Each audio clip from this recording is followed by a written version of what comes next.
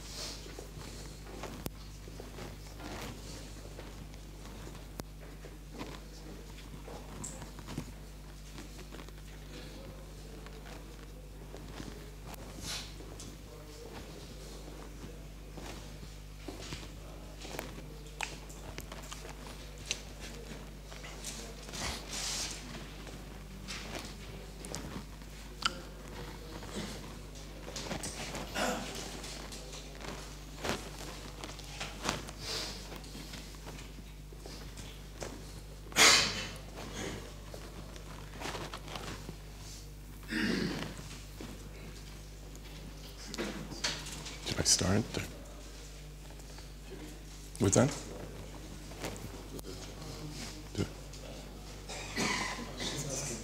Yeah, do I start? We can start. Okay.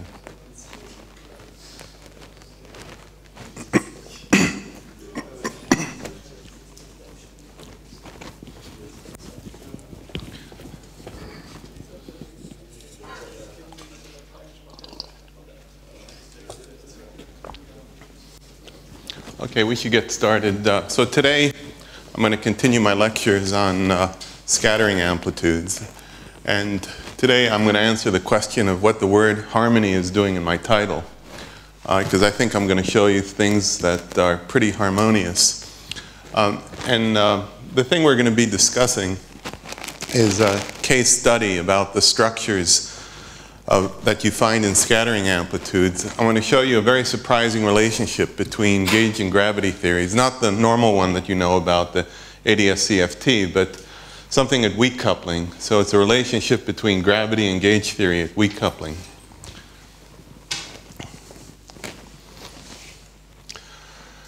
So the key themes of the next two lectures is you're going to see why, or another reason why people would say that n equals 4 super Yang-Mills theory is the hydrogen atom of the 21st century. Basically, these theories, n equals 4 super Yang-Mills and n equals 8 super gravity, they're going to teach us about other theories. And they're going to allow us to see things in these theories, which we then can carry over to more general theories. And by the way, for those of you who are string theorists, when I say n equals 4 super Yang-Mills, you should, of course, be thinking string theory because of ADS-CFT. And the other thing is that perturbative gravity is very closely related to gauge theory, much closer than anyone would have imagined. So first thing, I'm going to start with a little overview before I switch to doing it on the blackboard. Let's think about gravity, where you start from the Einstein-Hilbert action, which I think most of you are familiar with. And then if you want to do perturbative gravity, for example, work out the scattering of gravitons in flat space, what you do is you take the metric and you expand it around flat space, and then there's the quantum fluctuations, h mu nu, that's the graviton field. And then there's the gravitational coupling constant kappa. You stick this in there, do the expansion, and then what you're going to find is an infinite number of vertices, basically some infinite complication, just some very complicated mess. And I'll show you exactly what this mess looks like for the three-point function. And then immediately you can look at this and say, oh, obviously gravity is non-renormalizable because it has these higher point contact interactions. And now let's compare that to the Yang-Mills Lagrangian, which of course you're all familiar with. And this has a 3-point and a 4-point interaction. So immediately you say, oh yeah, I guess gravity is much more complicated and it doesn't really have much to do with this theory, with Yang-Mills, except maybe at some superficial level, something about gauge symmetry. But in terms of the details of the theory, they certainly look quite different.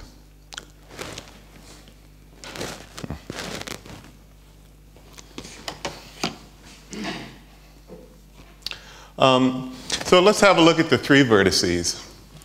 So look at a little more detail. So the three vertices, the Yang-Mills vertex, I'm sure you all know this. You've done this in your classes. There's the coupling constant. There's the color factor for the adjoint representation. And then there's this kinematic factor, which is the Yang-Mills the usual Yang-Mills vertex. And this would be, let's say, in Fineman gauge. And let's compare that to the three graviton vertex. And this would be in the Donder gauge, a very standard gauge analogous to Fineman gauge of Yang-Mills. And immediately you see you're in trouble. So this formula I wrote down, it hides a lot of the complexity. See, there's a sim here, and the sim means that you have to symmetrize these indices. And then the P6 means that you have to sum over 6 permutations. And anyway, you get about 100 terms in there. So that's a very unhappy perturbation theory, because as soon as you start working with these vertices, the problem completely explodes on you. And I think most reasonable people, if they look at a vertex like that, they say, I'll go work on a different problem. It's definitely not a happy problem. This would be punishment for a bad graduate student. Go calculate with that. But we already know the answer. It's the wrong way of looking at it. You shouldn't look at the vertices off shell, not in any particular gauge like the Donder gauge. That's a really bad idea. You should be looking at it on shell. So we take the graviton vertices, we put them on shell, make them, each leg satisfy the physical state conditions, and also here's the on shell condition, and immediately discover something fantastic. This vertex, it completely collapses. See, it collapses into a product of the Yang-Mills vertices, See that product there? That's exactly what you find in Yang-Mills. And in the homework, when you looked at the homework in spinor helicity, that was in 4 dimensions. Remember, this was the square of that, yes? In this final Wolf, the momentum is complex? Yeah, the momentum has to be complex here. Right. Otherwise, if you actually work out this vertex and plug in the physical states, you'll find that this vertex is 0. So you have to use complex momenta for this. But the key point is the entire information for the theory, as far as perturbation theory is concerned, is right here. And the proof of that is that we have the formalism. Oh, so sorry, I need to lower this slightly. Yeah, there we go. The proof that all the information is here is, you could say, by construction, because we have the BCFW recursion relations, and that allows us to build all the tree amplitudes from here, right? As you saw in the homework, that was in 4 dimensions, but anyway, the same ideas work in D dimensions. You can build all the tree amplitudes using these recursion relations, and then the unitarity method we use to get loops. So the entire S matrix can be constructed just from here. So it means I had a wrong transparency. My transparency before was completely wrong. Let me repair it. So the statement was there's an infinite number of vertices, well, maybe in a Lagrangian, but they are completely irrelevant. We do not look at them. We are not interested in them. They carry no information whatsoever. All the information is right here. We use this vertex in the construction of the scattering amplitudes. Now, maybe one small amusement is you don't actually need this guy. This 4 vertex here is unnecessary, but that's a relatively minor point. But the key point is the infinite mess is gone, and then this thing is fantastically simplified. Okay? And this is going to be the key for unlocking perturbative gravity. And what I'm going to show you is that, in fact, in general, gravity is no more complicated than gauge theory. If you can do the gauge theory calculation, then you can do the gravity calculation. So now we're going to switch to the blackboard, and I'm going to show you that there's a very deep and important connection between gravity and gauge theory, and my definition of important is that it helps us calculate. Right? So if someone asks, is it important? The answer invariably is it helps you calculate. And it helps you calculate in a very important way. We can now do calculations, which I'll be talking about in my final lecture, which would have been impossible if it was not for these ideas that I'm talking about here. And those calculations will have to do with the ultraviolet properties of gravity. Okay, let's see. I guess I want to go up. And then I guess I want to turn something off. Uh-oh. That. I think, yes. And then I guess I need some light.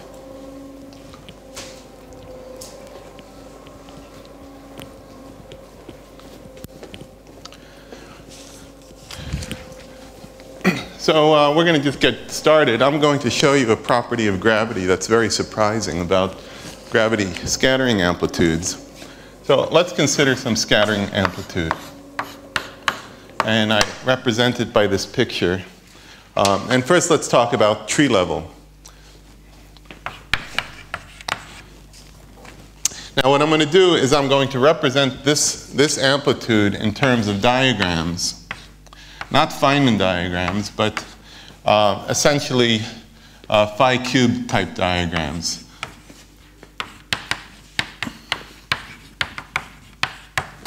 Okay, and the basic idea of how to do that is actually very simple. If I have a contact term, like so, there's a contact term. And we could start even from Fineman diagrams in what I'm doing here. Suppose we have a contact term. What we can do is we can explode it out by, let's say you have a propagator S. Well, suppose you have S equals K1 plus K2 squared. There's 1, 2.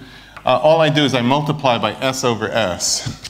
So I put in the propagator, and then I put it in the numerator, and that takes it out.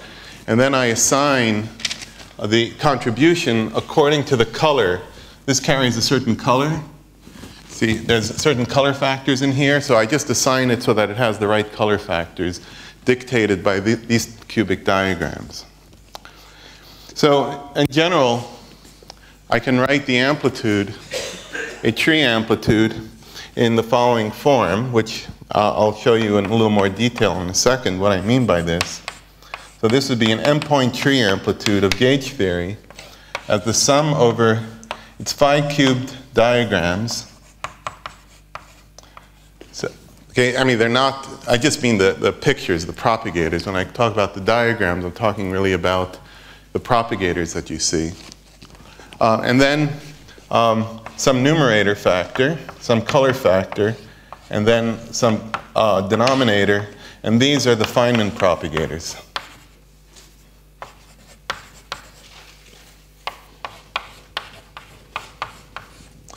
Okay, and then the color factor is whatever the color factor of this diagram is. Okay, so the propagators, these propagators here, and the color factors, they're immediately read off from the diagrams. And then there's some numerator factor. And to be more specific about what I mean, let's just look at one example. So this would be at 4 points, right? And let's put some labels in here. Let's call, there's some color labels here. So there's A1, A2, A3, A4. There's color index B. And then from here, by the color factor, I just mean exactly the usual color factor. The little twiddle means I don't like normalizing things the way the textbooks do because they normalize it the wrong way. That's just a joke, but anyway. This is a better normalization for many purposes. A2, B, F, then A3, A4, and then D. And then F twiddle is just I times the square root of 2 times F, so ABC, ABC. So this is the usual structure constant. So I'm not doing anything fancy. Okay, and by ds, this denominator, let's say there's this, we can call this an S-channel diagram. So in this case, that denominator is just S equals K1 plus K2 squared. Okay? So far, nothing fancy. Now, what do I mean by the numerator? Well, let's say we're doing Fineman diagrams, and suppose I never taught you spinors, spinor helicity, then, what I mean by the numerator is exactly what you would see in a Fineman diagram. Epsilon 1 dot epsilon 2, epsilon 3 dot K4, epsilon 4 dot, say, K3 plus, etc., plus a whole bunch of other terms. So there's nothing, so far I'm not saying anything profound. It's all very simple. The only thing I did was get rid of these contact terms by multiplying in and dividing by propagators. Okay. So what do color factors do for a living? Well, the color factors come from a Lie algebra. And if it comes from a Lie algebra, then color factors have to satisfy the Jacobi identity.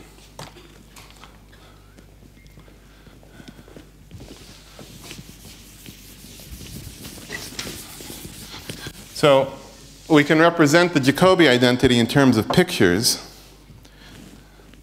So the Jacobi identity would be 1, 2, 3, 4. And these are now color diagrams. So what I mean is there's just an FABC sitting at each vertex. So the Jacobi identity just says, take these 3 diagrams, and then what we do is we just cycle 4, 2, 3, 1, 3, 4, 2. That's equal to 0. Okay, and this is something very general. I mean, it's kind of trivial so far, right? This you learned in your beginning field theory class when you're talking about Yang-Mills theories. Okay? Now another property would be that these things are antisymmetric. So if I take and I swap it, the FABCs are antisymmetric. Oh, there's a minus sign there. So it's antisymmetric. Okay, so so far so good. It all looks very trivial. Okay, here's the non-trivial statement.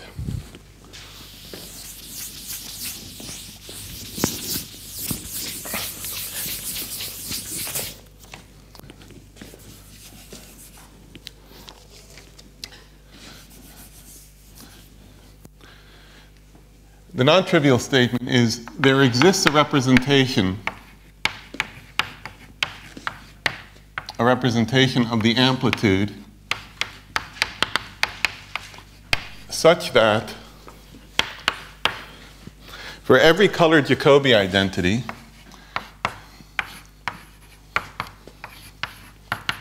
so these alpha, beta, and gamma, these are diagram labels.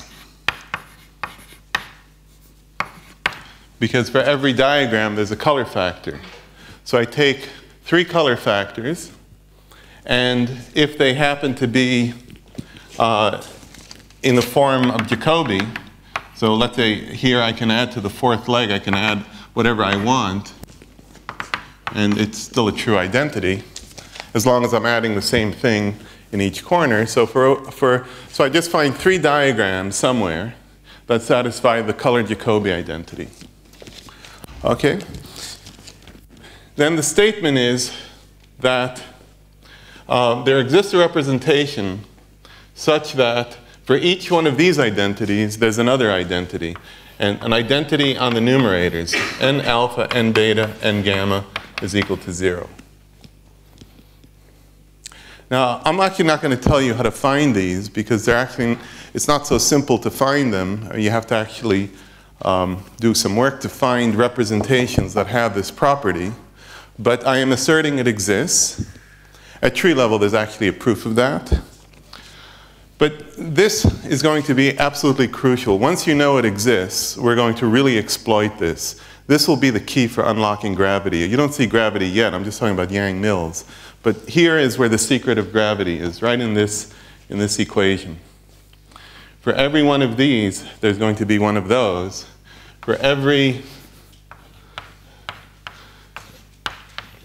antisymmetry of these color factors, there's going to be an antisymmetry of the numerators. So the point is the algebra of the numerators, the Jacobi algebra of the numerators, will follow exactly the same algebra as the color factors. Okay, and that's going to be crucial. So that's the first part. So at tree level, like I say, there's proofs of this, which I'm not going to go into. But here's the second statement that's much more surprising. This is already a surprise. I think it would be extremely hard to see this from Fineman diagrams. Yes? You said that relation is proved? At tree level, yes.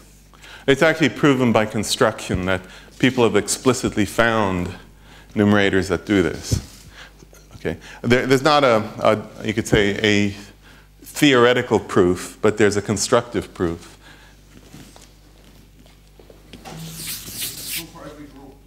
Yes, this has nothing to do, right. That's a very good point. Notice that I'm not using anything about the group except for the Jacobi relation. All groups, of course, will satisfy the Jacobi relation because it's a Lie algebra. So the actual value of SUN or whatever the group is completely irrelevant for this story. Okay, the next part of the story is even more surprising.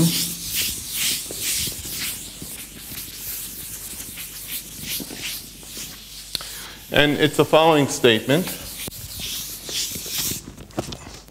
that if we have a representation of the Yang-Mills amplitude that satisfies this, so I'm going to write A tree M point is the sum over these diagrams, and then numerators, color factors, and these propagators. with the numerators constrained so that, well, first, most important, we get the right answer, but also constrained to satisfy this, the same Jacobi identity. So this would be Yang-Mills. And if you want gravity, then in fact it's the sum over the same diagrams. And what I do is I just want, let's say I want gravity, and what I do is I just take the color factor and I turn it into one of these numerators. So it's 2 copies, and this is Yang-Mills, this is Einstein Gravity. Now, I want to be clear about something. When I say Einstein Gravity, I really mean Einstein Gravity. It's, you know, the same stuff that's holding you down. That's what I'm talking about. When I say Yang-Mills, it's not some esoteric theory. It's the same Yang-Mills as in QCD, the same thing that holds the protons and neutrons together. Okay, now there's a small point that I'll get to later at loop level. It's a little bit different. This is not going to be exactly Einstein Gravity, but at tree level, we're talking about Einstein Gravity here. We could be talking about supersymmetric theories. It's something that's very generally true and extremely obscure to see from the Lagrangian. This is not something that I think would have been visible at all. In fact, if you're curious where we found all this, it was in n=4 super Yang-Mills theory at very high loop order. We started noticing those relations. And then we tracked it back, and we just found that it holds at tree level in non-supersymmetric theories. Maybe one more comment is, this looks a lot, there's some resemblance here to open strings and closed strings. There's like open string, closed string. And that's true, there is some resemblance, but it's not so simple. In string theory, this relation, I don't think anyone has really discussed that. There is a paper from Tai and Zhang, where they use the heterotic string to try to understand these relations. That's actually a very beautiful paper, but you'll see it's far from a complete understanding of this. Now, the important thing to emphasize, see this n here and that n, these are the same n's, right? And that's really something very crucial. What happens if one adds symmetric? Adjoint representation is okay. So let's say super Yang-Mills, where there's gluinos or scalars, then everything is fine. If you start putting things in fundamental representation, then things get confused. But that's no surprise. You see, this adjoint, this is the Jacobi relation satisfied by the adjoint representation color factors. But if there was something to what you were hinting was from string theory, then this will. I'm pretty sure what I showed you here will always work if there is a string theory living above it. If you find a string theory, right, some heterotic string, then this will always be true. That's what I believe. But there's no proof of that statement. But I believe that that's a true statement. Now, the other thing is, you see there's 2 copies here. There's like left and right. That second guy, he does not have to be from the same theory as the first guy. So we can start building different supergravity theories. Now, we're going to be interested in 2 supergravity theories specifically, but the most important one will be n=8 supergravity. So if I want n=8 supergravity, I'm going to take n, there'll be n twiddle and there'll be n, and I'll take n=4 super Yang-Mills. n=4 super Yang-Mills. So 2 copies of n=4 super Yang-Mills will give me n=8 supergravity. If I want, for example, n=4 supergravity, then I could take 1 copy of n equals 4 super Yang mills, and then 1 copy of n equals 0 super Yang mills. If you're wondering what theory that is, that's pure Yang mills. It's non-supersymmetric. Okay. And then if I want n equals 0 gravity, then I take 1 copy of n equals 0 times n equals 0. So I guess I don't really need the super, but anyway, it's Yang mills. Now, by n equals 0 gravity, I don't actually mean Einstein gravity. I mean a theory with an antisymmetric tensor, a dilaton, and a graviton. Now, at tree level, I don't want to spend time explaining this, but at tree level, the antisymmetric tensor and the dilaton decouple if I'm just looking at pure gravity amplitudes. So in that sense, it gives you Einstein gravity. But you see, the basic idea is if you're interested in some gravity theory, we can dial which theory we get by changing which Yang-Mills theory we put in. And if you want to understand the detailed interactions of what theory you're actually talking about, you just need to look at the 3 vertices. Right? The 3 vertices completely control the amplitude. So you just need to look at that, and then you get all the interactions, and then you have in detail exactly what theory you're talking about. What happens when you put n equal 2 in the game? You can put n equals 2. You could construct it as either n equals 2 times n equals 0 or n equals 1 times n equals 1. I think those theories are probably different, those constructions, but you just have to look at how the 3 vertices, the different interactions. I want to check this one. It is whether we talk about tree level. In tree level case, what is different n equals for Yang? Nothing. Then what does that mean? Well, we're going to talk about loop level. So you're absolutely right. If I have pure Yang-Mills, right, then I can either think of it as a subsector of this, and it's basically because if I'm talking about pure Yang-Mills on the outside, all the fermions and scalars can't be on the inside. But at loop level, this will be a non-trivial statement. And we're going to head to loops. So we're going to head to 3 loops in the next lecture. Okay, in fact, speaking of loops, let's make this into a loop formula. So I'm going to modify that. It took us 2 years to do this. Well, it was like 2 years and 5 seconds or so to realize what the answer for loops is. So let's make this a loop formula.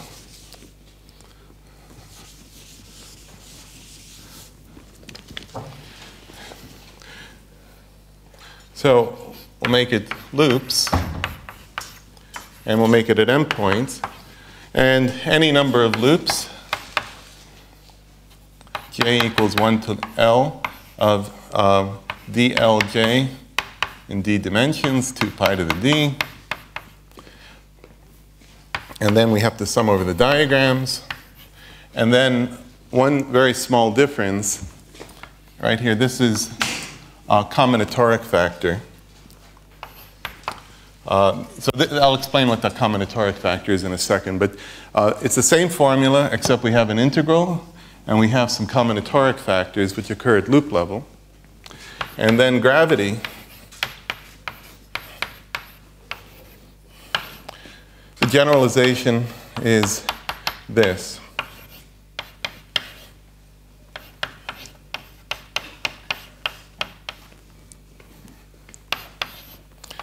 So notice it matches, formulas match, except I take a color factor and I replace it with a numerator factor. Right? So it's exactly the same structure.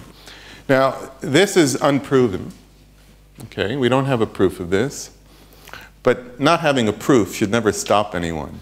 It just has to be true. Once you know or you believe it's true, then you can really use it. And that's what we're going to do. So we don't have a proof, but we're going to use it anyway. Now, the reason why you can do that is because generally the way it works with amplitudes is if you're walking down the street, and maybe here this happens in Jerusalem, you're walking down the street and out of the heavens falls an amplitude.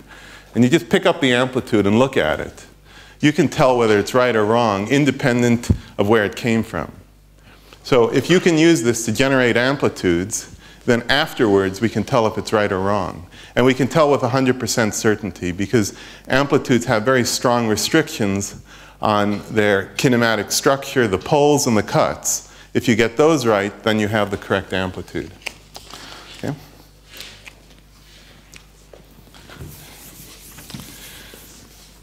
Now, I'm not going to answer exactly where this comes from, because I don't know, but I will make a few comments about it and attempts to try to understand the origin of this. But it's pretty obvious that this is very powerful, because let's suppose I'm interested in, for argument's sake, 5-loop gravity. It's an impossible calculation, right? But all I need to do is do it in Yang-Mills, which is a hard calculation perhaps, but not an impossible one. And then what I do, I put it in this form, make sure that the numerators, they satisfy those Jacobi relations, and then I just do that. And then I'm done with gravity. That's how I get gravity amplitudes. It's entirely a gauge theory problem. Okay? Now, besides that, you can use this to really learn about Yang-Mills itself, because one of the themes that you'll hear, I'm sure Nemo is going to talk endlessly about this, is in planar Yang-Mills we understand a lot. There's really enormous progress in planar n equals 4 super Yang-Mills. What about the non-planar sector? Right? What about the non-planar part? Well, this idea here allows you to carry over the progress from planar to non-planar. And the way it works is as follows. Suppose I am interested in a non-planar contribution, and I'll represent it by this diagram. So this picture would then represent one of the terms. Now, the color factor, that's trivial. The Fineman propagators, that's trivial. I know them from here. But if I want to know what the numerator of this diagram is, then all I do is I use the Jacobi relation, which I will draw out.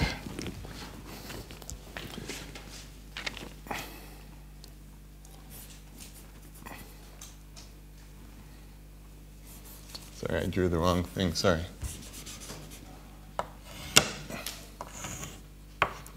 Okay, so let's kind of circle this over here, because that's where I'm going to do my Jacobi relation. Right around here. You see there's a 4-point, you see there's a 4-point guy? So I'm going to do a Jacobi relation to relate this to planar diagrams.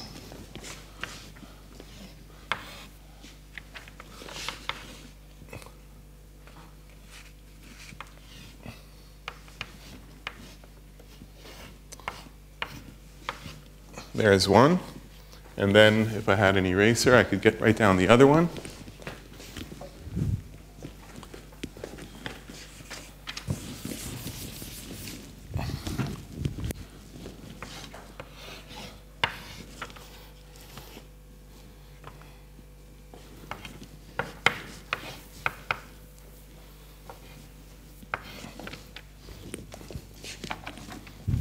Okay, the Jacobi is right there. Right there, so let's kind of circle right around here, and then the rest of the diagrams, see, the rest of the diagram, it's identical between the three of them. It's just right around here that I'm doing the Jacobi relation. So that gives me a way of getting integrands. Notice this is at the integrand level. It'd be wonderful if we could do it at the integrated level, but okay. Integrand is good enough for today. So it allows us to carry information from this side, planar to non-planar. So let's imagine we're doing n equals 4 super Yang-Mills theory. Then you've heard people go on and on about dual conformal invariance or other symmetries or Grassmannians or whatever they want to talk about. On this side, you see, it gets carried over to that side. So you can take this as a sign that we're going to be able to carry the progress from planar n equals 4 super Yang-Mills to non-planar, and then on to supergravity. Okay? Now, there's an important concept in all this that I want to show you, and that's the concept of generalized gauge invariance.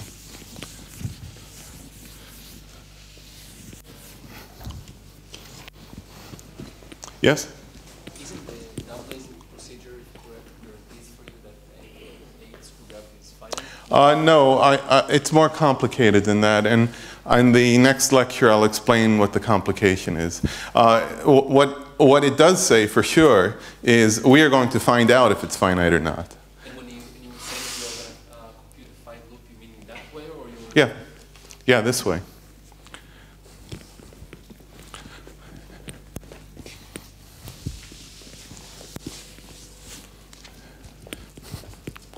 Okay.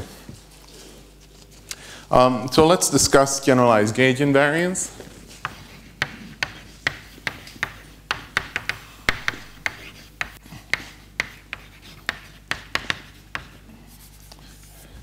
So the idea is, if you understand something relatively simple about gauge theory, you can then carry it over to gravity, and in gravity it becomes non-trivial. So that's exactly what this generalized gauge invariance is. So let's suppose that I take n twiddle I goes to n twiddle I plus delta I. And then let's suppose that I want to leave the integrand invariant. Let's just ignore the integral for a second. Just the integrand, I want it to be invariant. Right? Then I have a constraint which says Ci delta I, and then this symmetry factor divided by the propagators, that's equal to 0. And this defines the generalized gauge transformation. It is all possible functions constrained so that if I were to make this shift, you see right here, I make the shift. Actually, I guess let's put a twiddle here. So I make the shift, right? Then if this constraint is satisfied, it's invariant. Nothing happens. And it's trivial. It's just by definition. This is a definition. This is the definition of generalized gauge invariance. Actually, I just realized that I forgot to tell you what the symmetry factor is. So by that, I just mean, you might recall, this guy has a 1/2 symmetry factor. So that's exactly what I mean by the symmetry factor here. Sometimes diagrams have these automorphisms, and then you have to put in some symmetry factor. Anyway, it's a minor point. Okay, so that's the definition of generalized gauge invariance. Okay? Now, what does this imply about gravity? Well, suppose I now take, I make it so that I have a second copy. So I'm going to take, now we're going to look at gravity. And this was gauge. And what I do is I replace the color factor, goes to a numerator factor. Right? Now, who can tell me what this thing is equal to if the n's have exactly the same algebra as the c's? Right? This is an algebraic relation, and the only thing that's used is the Jacobi identities and the anti-symmetry. If this has exactly the same algebraic relation, then obviously this is also 0. And therefore, we can just walk over to this fellow here and do that. And the effect is nothing. I did not change this amplitude. Right? Okay, now we're going to use that to help us do calculations. And the basic idea is right here, this guy here, okay, he needs the same algebra as the C.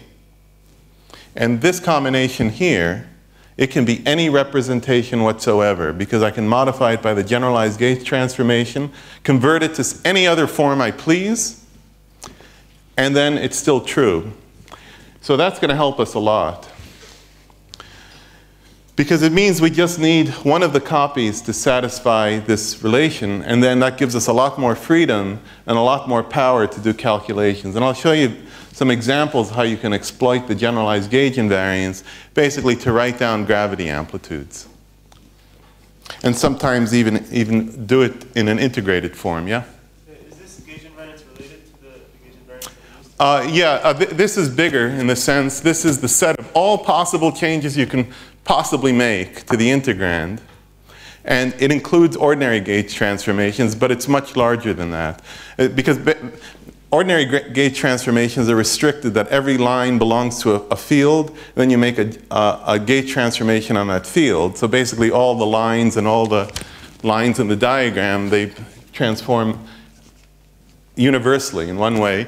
Here we can play all sorts of games. You can modify this guy here and that guy there in some completely arbitrary and complicated way. Okay. You can write this kind of transformation in the level of Lagrangian? We will talk about the Lagrangian right now. I'm glad you asked that question because I was about to say, it seems to me that a very important question is, what the heck does this have to do with the Lagrangian? Because it seems impossible. I mean, how could this possibly be? You can stare at this Lagrangian. There's one Lagrangian, 1/4 f mu nu square. I don't know if you can see that. And you could stare at this Lagrangian. And you could stare for the next 100 years, and I guarantee you will not see this. Right? So there's a trick here. You have to change the Lagrangian in some way in order to make everything I said here visible, or at least to get some idea how this is possible. Because it seems too fantastic. It seems this cannot be true. So what do we have to do to these Lagrangians? Well, to this one, well, we know the answer. You can't really change it. You have to change it, but not change it. How do you do that? Well, the answer is a little bit surprising, but that's very cute. Is you change it by adding 0 to it. But it's a very special 0. So you want to take, this would be the place to start. Take this Lagrangian. So that would be the Yang-Mills Lagrangian. Let's start with the Fineman Lagrangian, maybe in Fineman gauge or whatever your favorite gauge is. And then what you do is you start adding stuff to it. L5 prime, L6 prime, and as it'll turn out, we're going to have to add infinitely many things to it. But they're all going to be 0.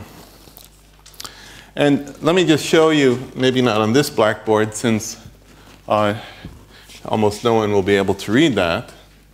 By the way, this part here, it comes from this paper here, 1004-0693. And the stuff I was talking about earlier is from these papers. The second one is much more readable because it's very short. It basically quotes those formulas and then checks them. And then there'll be one more paper. This paper is, I won't talk about, but this is, I think, a very important one. That's Monteiro and O'Connell. Okay. Okay, so the question is, Sorry.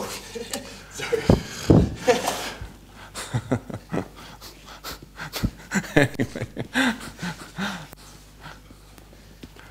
And then you should pass it out. Or maybe I could write it in huge letters.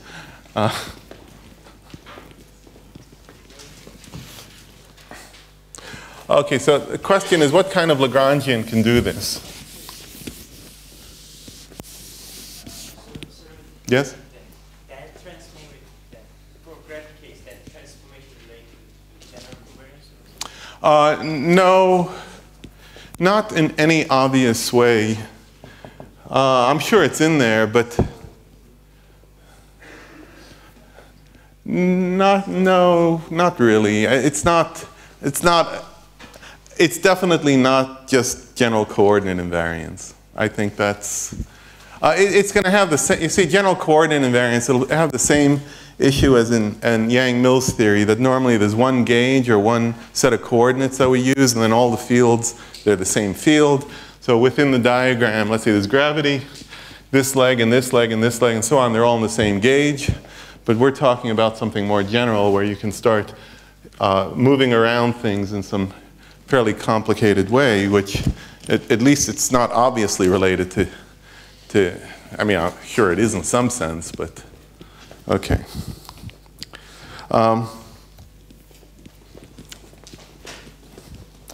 Okay, so what does this L5 prime look like? So this is not obvious that this works. You actually have to do the calculation. If I give you this Lagrangian, then you could just follow standard Fineman rules to actually see that things work the way I assert. But when I write it down, you'll be a little mystified as where we got this from. And the answer is we got it from by finding the change that you have to make to the Lagrangian so that the story works at the Lagrangian level, meaning that if I use the Fineman rules from that Lagrangian, it works exactly the way I said. So that's something that you have to check explicitly. But anyway, here's your Lagrangian. And this is only, there's a 5 here. This is only going to be valid through 5 points. At 6 points, we have to add more stuff, 7 points more, and more and more. Okay, so it's only for 5 points. And the answer is 1/2 g cubed. There's my coupling. Okay, I'm not going to write down all the indices because I'm never going to finish.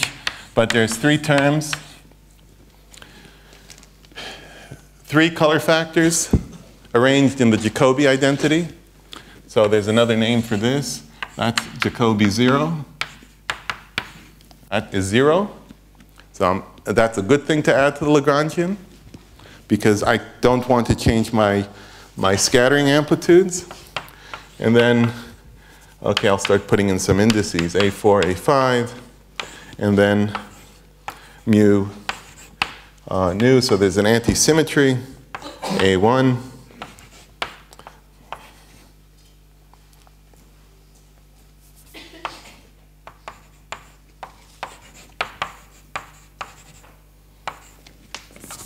Okay, 1/box A4 nu A5 rho. Now immediately, assuming you can see this, I don't know if you can see it, but if you were able to see it, then you would immediately say, wait a second, you just added a non-local term to a Lagrangian. Oh, everybody knows non-local terms have trouble with causality and the unitarity and what have you. And then you'll say, oh, but look, you added a gauge non-invariant term to the Lagrangian. That looks pretty gauge non-invariant. But don't worry, it's 0. Right? So of course I'm allowed to add it. And you can make this local. Actually, you can turn this into something local by introducing auxiliary fields. And you can turn everything into cubic diagrams. And then what you can do is you can take 2 copies. And I'm just outlining this. Make an identification. You take 2 copies of this Lagrangian, throw away the color. Forget that. Take 2 copies of the Lagrangian, identify it with the graviton, and you can build a Lagrangian directly that has this double copy property. And it is the correct Lagrangian because it gives the correct S matrix by construction. Okay? Now, we can only do this order by order in perturbation theory, and I don't want to push this too hard because this path of going order by order, this does not sound like a good idea. I mean, somehow you want to do all orders at once. Now, the reason why this is important is if we want to go away from scattering amplitudes and we want to think more generally about classical solutions, solutions of black holes, for example, and you want to be able to rewrite those as double copies, some convolution integral of solutions of Yang-Mills, probably you want the Lagrangian to work with. Right.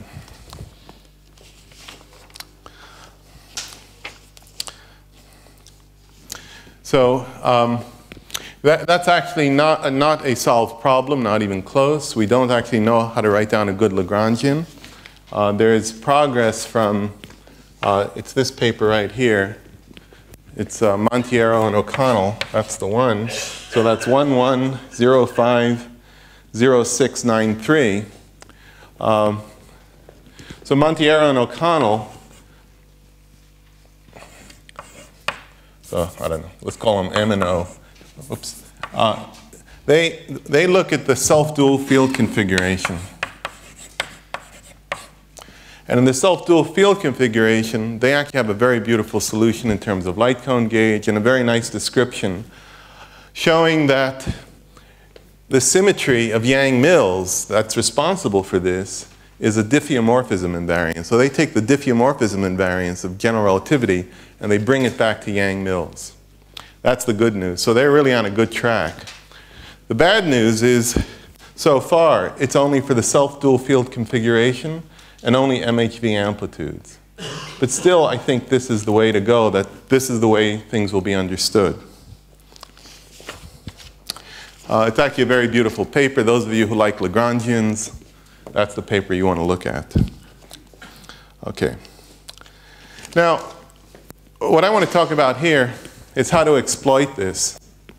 Because we have these ideas that there's this duality between color and kinematics. Right? This thing that color and kinematics, there's some equivalence between them. We have the idea of generalized gauge invariance. We have the double copy idea. And now we want to apply it. And while we're at it, we should actually check to see if it really works.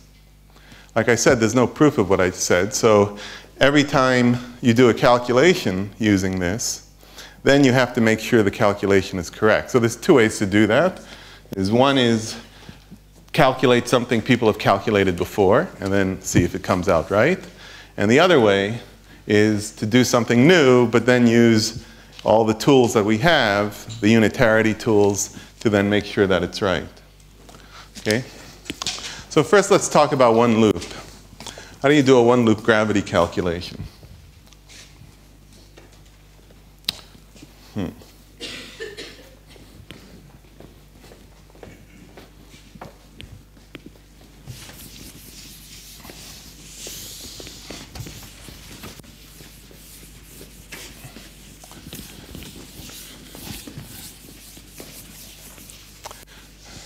Well, the first thing is we want to use generalized gauge invariance to our advantage. We want to make it look very slick and basically just write down answers whenever possible.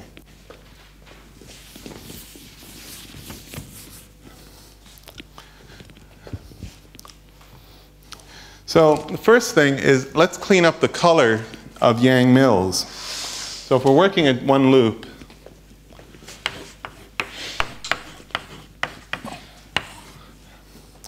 then at one loop, we have a color Jacobi identity. So let's now make this a color Jacobi identity. So sometimes we use the Jacobi identity on the color, and sometimes we use it on the numerator. And it's up to us to decide where we want to apply it. And the basic goal is always to try to make things as simple as possible. So the color Jacobi identity says that, say this is legs 1 and 2, and then 3, maybe up to m.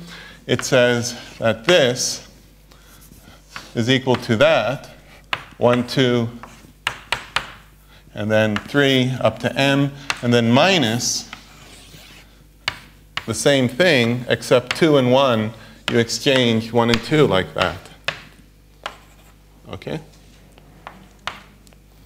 Okay, and that's the color Jacobi identity. And in fact, in general, we can take all diagrams which have trees out here, and by repeatedly doing this exercise using the color Jacobi identity, all the color gets pushed into m-gons.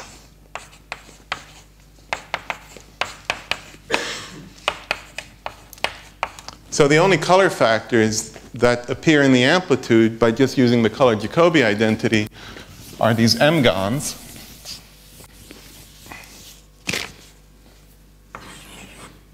like so. So this just goes 1, 2, and then 3, and then all the way to m, and then all the permutations plus perms. But it's just the m-gons. Now, what happens when I use the color Jacobi identity to eliminate a color factor? This color factor, he's gone, right? Because I replace him with these two. So let's suppose I have a term CINI, and then this guy is gone. This particular guy is gone. So it's like having 0. I mean, it's just 0. Or maybe I should write it this way, 0, CI times 0, because the color factor isn't there. So it's as if though the numerator was set to 0. Now, all I really did is I took the numerator of this diagram and I just push him in here. And you may notice that there's a pole here. If this was now a Fineman propagator, right, not color diagram, but actually a real diagram, then the numerator got pushed in here, including that pole, so the numerators can become non-local. But that's okay. No problem there. The numerator can be non-local. The diagram that are specified by the color or their Fineman propagators. So there's no confusion. These non-locality, it doesn't confuse what the diagrams are, because diagrams are defined by their color factors or their Fineman propagators of that diagram. Okay? So the idea is we can set diagrams to 0 at will. If you pick a diagram, any diagram, apply a Jacobi, get rid of that color factor, that diagram has now become 0. Right? Okay.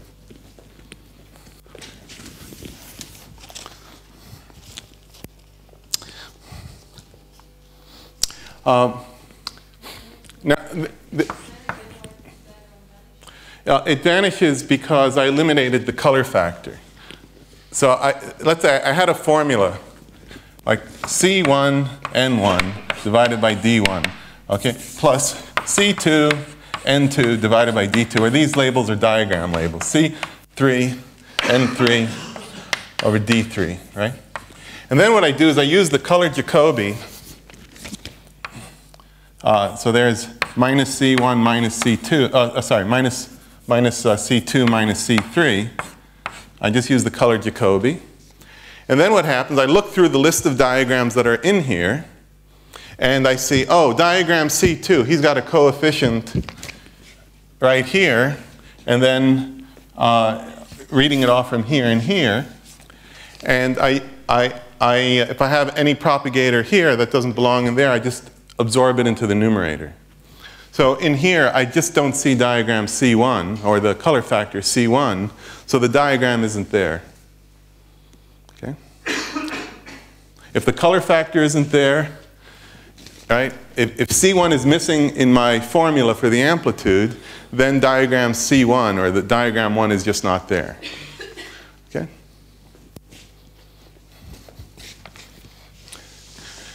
Now, this color representation here, in terms of these m-gons, this was found a while ago by Dixon, Maltoni, and Del Duca. This is a well-known representation of one-loop amplitudes. But we're going to use that. So this gives me a general formula. And this is straight from the Dixon and Maltoni paper. Dixon, Maltoni, and Del Duca. Says a one-loop endpoint amplitude can be written as, okay, there's, sorry, the chalk is problematic. Okay, can be written as g to the m. Okay, then I have a sum over, there's the permutations, and it's basically the permutations of the m-gon, all the independent ones. And then I have my integral, d dp 2 pi to the d. Then I have my color factor, 1, 2 to m, and this is the m-gon color. right? So there's the m gone. So it's just this color factor. Forget about these color factors. They're eliminated. Okay, there's the m gone color. And then I have some integrand. This is now an integrand to be determined from Fineman rules or whatever you want. It's just some integrand that you can do in many different ways. 1, 2, all the way to m. Okay? Now, who can tell me how to get gravity out of this formula? Square. Yes.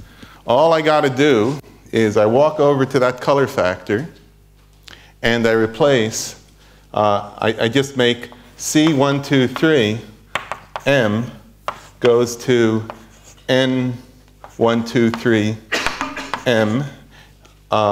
And this is this guy here. It must satisfy the duality.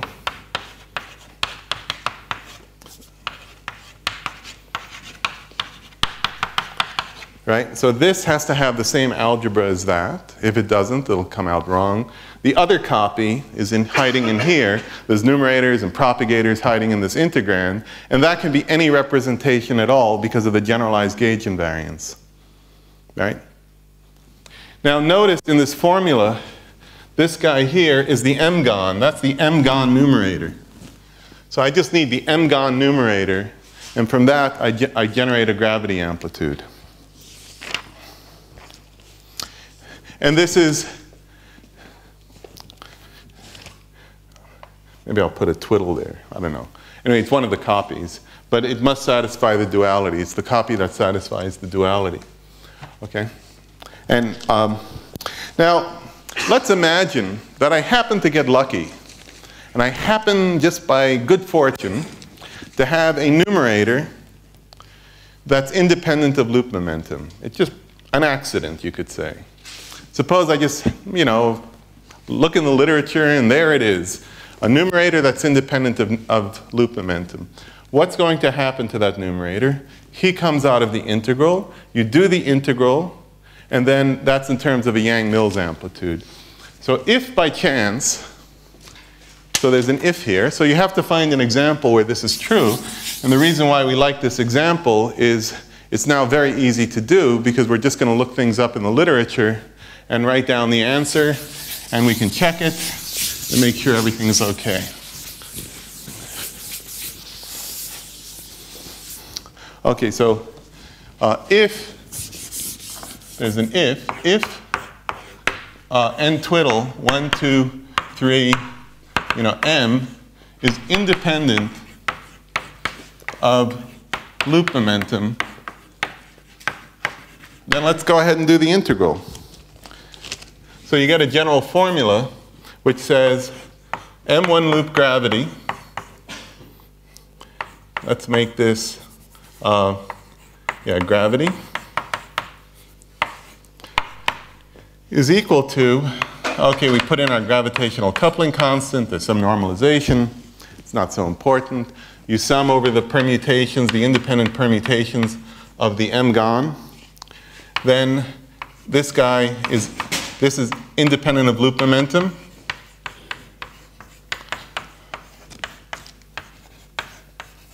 So then it comes out of the integral, 1, 2, 3, m.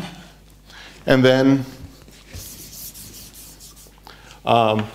we do the integral. You see there is an integral. I'm just going to now do the integral. If I integrate an integrand of an amplitude, I get the amplitude. So now this is the integrated.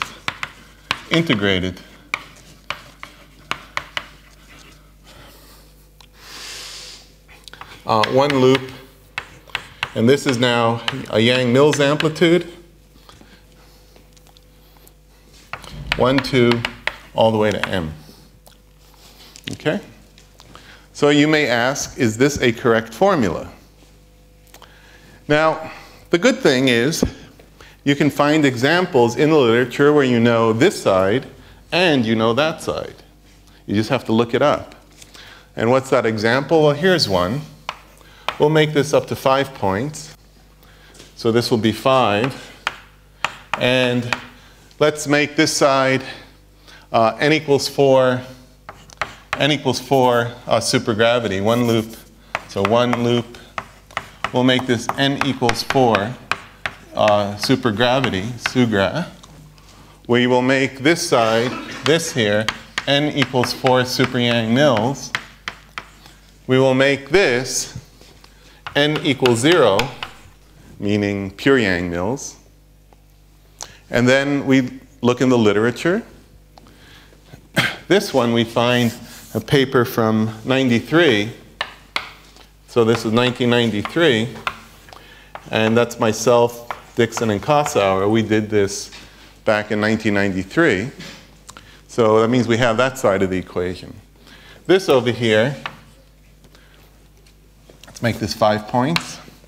You can look this up in various places. A very good place is Carrasco and Johansson wrote down a numerator that's independent of loop momentum for the 5-point amplitude for the pentagon that satisfies the duality and has everything we want. In fact, let me write it down just so you can look at it.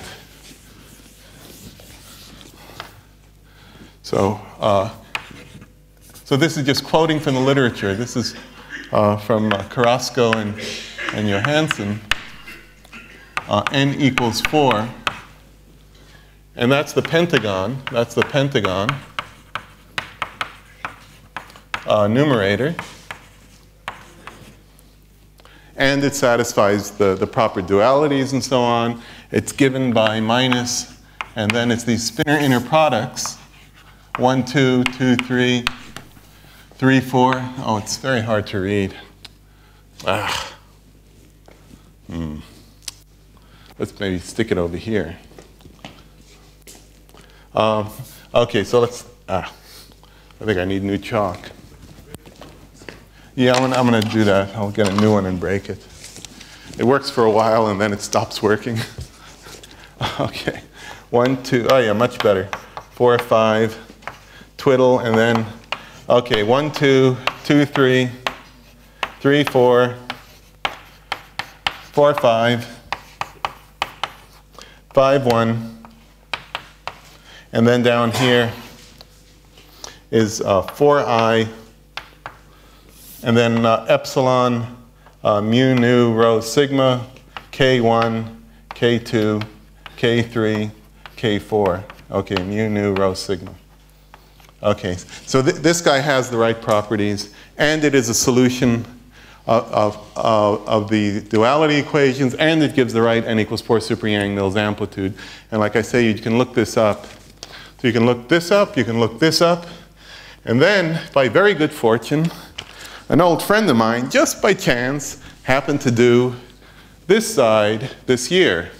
So this is 2011. Denbar, I guess it was Edel. I wrote it down somewhere. Oh yeah, Edel and Perkins.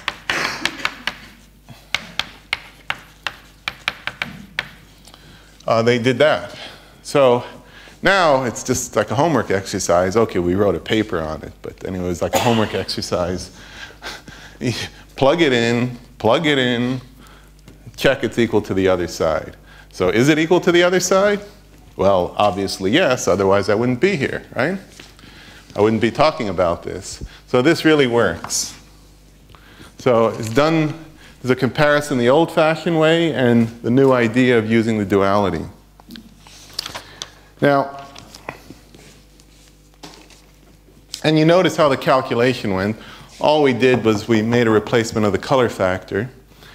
And the reason why this example was very easy was because that color factor, or the numerator factor, did not depend on the loop momentum. And then that allowed us to find a relationship at the integrated level. And by the way, these are quite complicated. These involve polylogarithms. So it's some non-trivial relation involving various polylogarithms. Okay, so In principle, you can do it the other way around. Maybe you don't have the results, but yeah. if you take n equals 0 for the n. You could.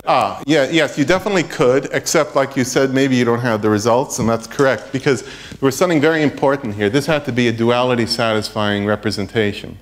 This numerator had to have that property. If you don't happen to have a representation with that property, you're stuck.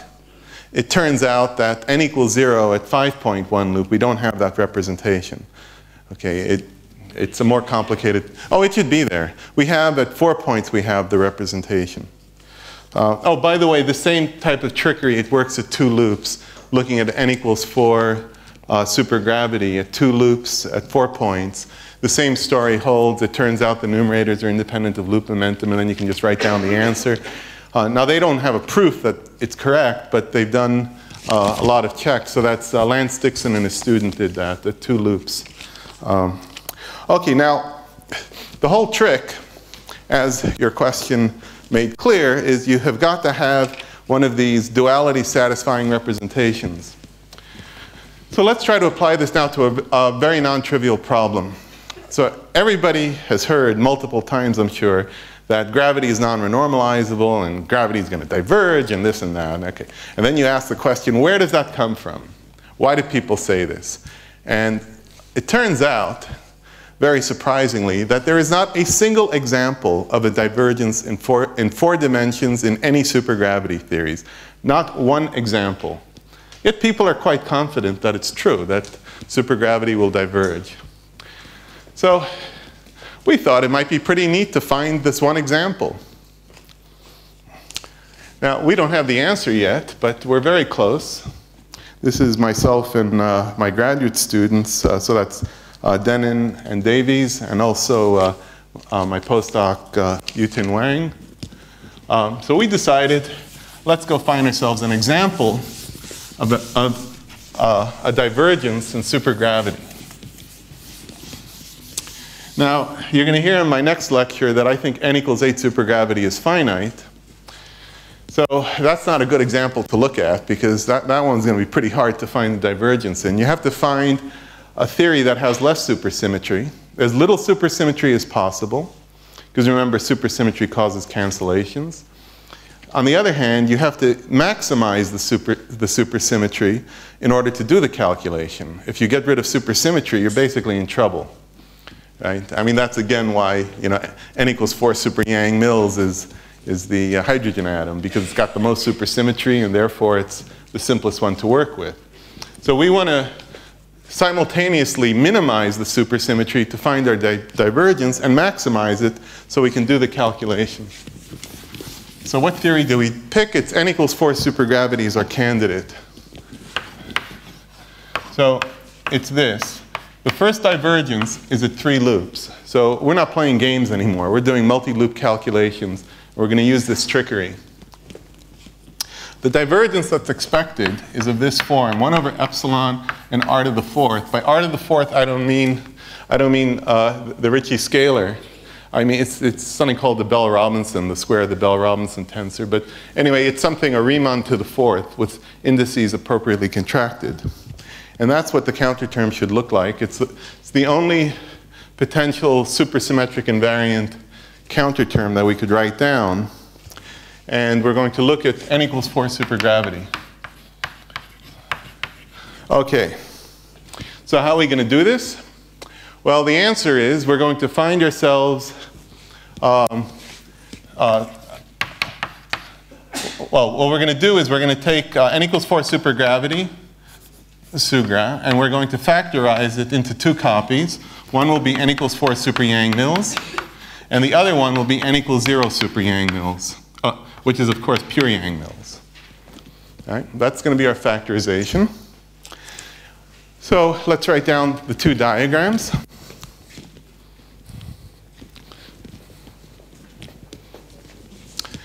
Now, the key trick is you have got to have a duality satisfying representation for at least one of the copies. Okay, it's this copy. We already have it.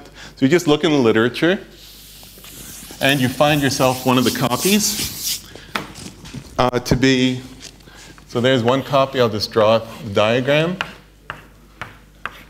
So this satisfies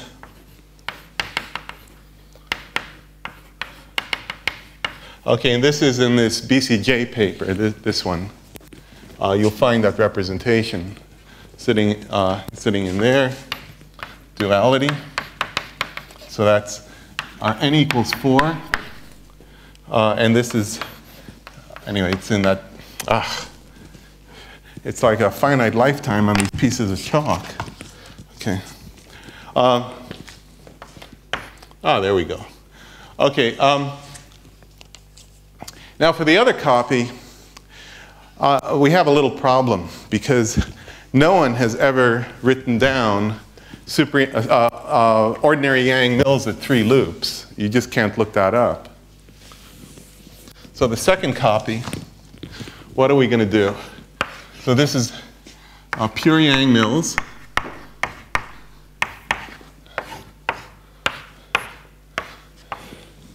Well, I'm actually quite proud of this. The answer for a good representation is to use Fineman diagrams. Right, so, and I spent 20 years of my life so that no one would come to a school and say, hey, you should use Fineman diagrams. But okay, I'll do it anyway. Just don't tell anybody. Okay, so we're going to use Fineman diagrams. And the reason why we're forced into that is that no one has done this. And there's also something else that we're really exploiting, is we're only interested in the ultraviolet divergences. Right? So that means we only want maximum powers of loop momentum in the numerator, the most divergent pieces. That's a very small subset. And best of all, see a guy like this? There's a 3-loop diagram. Do we need that 3-loop diagram? No, because n equals 4 super Yang-Mills does not have that diagram. So that diagram is irrelevant. So in fact, only 12 diagrams. Only 12 of this form. So out of the, I think there's probably thousands of diagrams, or I don't know, I haven't counted, but we only need 12 guys from pure Yang-Mills, because if we took a diagram like this, right, that's one of the copies, the other copy has value 0 because it doesn't appear on this side. So, right, this is some very slick trick. So I'll put an F here that we're going to do this with Fineman diagrams. Now you can go home and check the following. So the first thing, you're sitting there and saying, oh, well, wait a second, you can't do that. Everybody knows that if you take some diagrams and drop the rest of them, it's not going to be gauge invariant. Right? Well, why don't you check this at 1 loop? So here's the homework exercise. Tell me if you get the right ultraviolet divergence at 1 loop in n equals 4 supergravity. What's the right ultraviolet divergence? It's finite. And that's why we're looking at 3 loops, because that's the first place the problem, it can happen. So, so let's just check, or let's call this homework, is what you have to do.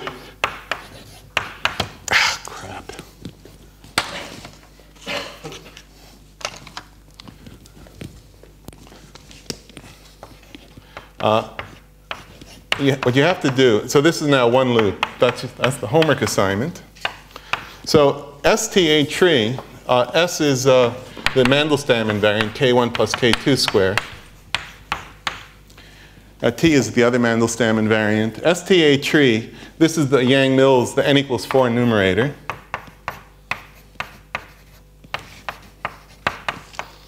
And then what you should do is multiply it by the Fineman diagram. Let's put an F here. So you have to collect all the contributions that have this color. And that includes, by the way, a guy like this. If there's a piece, like a contact term like that, but you're doing Fineman diagrams, so there'd be guys like this, you just incorporate them in here by multiplying and dividing by the appropriate propagator, and that's just to get this color, the color factor. You know those ghosts? Yeah, they're in there. So everybody who belongs in, associated with that color factor, you have to put in. And then what you do is you add up the permutations. Right? And then we just go do the integral. Go pick up the ultraviolet piece. What you will discover is that it's 0 over epsilon. So at least the ultraviolet divergence, by the way, this is ultraviolet divergence, right? A box in pure Yang-Mills theory is ultraviolet divergence. But in the permutation sum, it's going to be 0. So I think we can agree 0 is very gauge invariant. Anyway, you can just do that for homework, and you're all capable of doing that. I think you all know how to use Fineman diagrams. Now, I see I'm running out of time. So the next warm-up, which is a little less trivial, is you do 2 loops. Of course, we did that. Right answer is 0. And today what we're doing, I hope within maybe a week we'll have it, but it's uncertain. You know, it's not over until it's over, is what we want to do is get the coefficient. We want to know what the number in front of the infinity is. So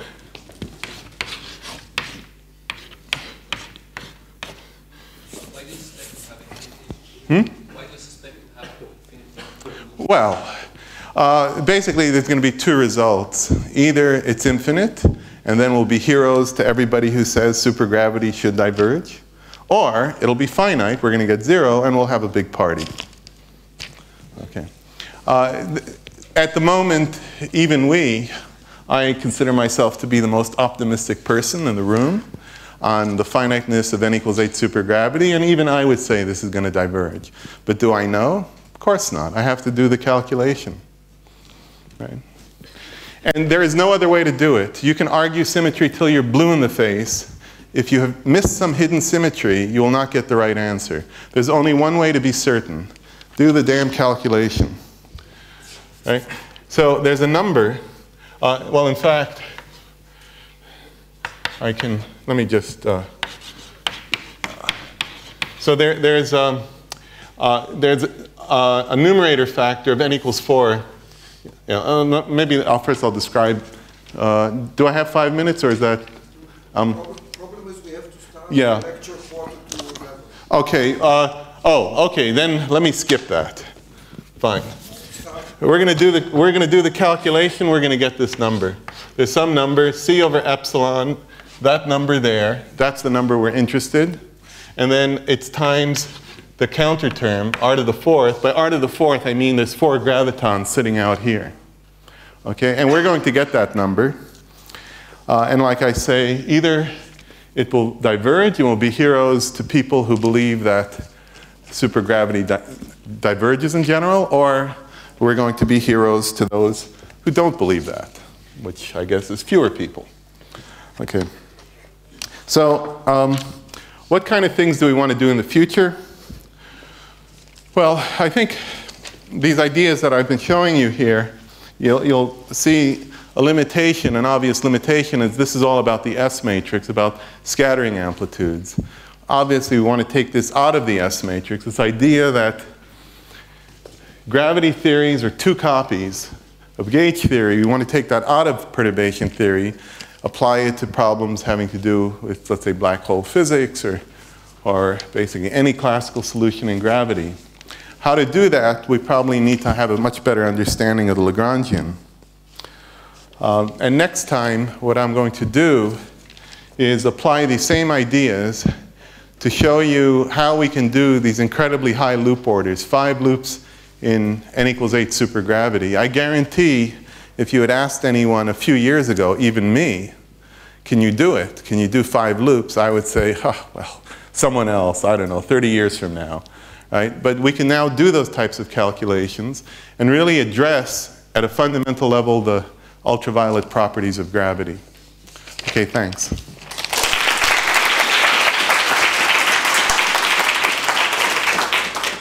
Okay, so it seems we don't have time for questions, but we'll meet at